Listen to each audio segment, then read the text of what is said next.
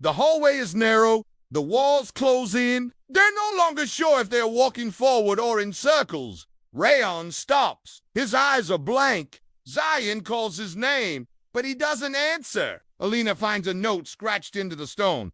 One must remember. One must forget. One must decide. What does it mean? It means we're being separated, Rayaan says, and he disappears around a corner. Alina runs after him. Zayan is left alone. Again, the walls shift.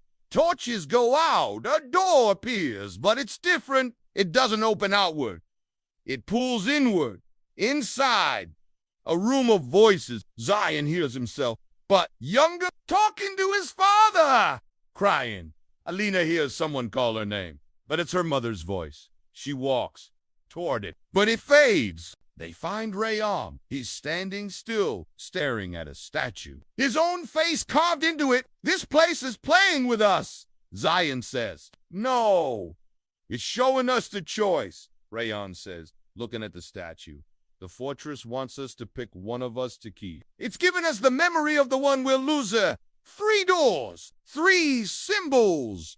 Only one opens. They each choose. Only Zayan's door unlocks. But when he steps through, Alina and Rayaan are gone. The room twists.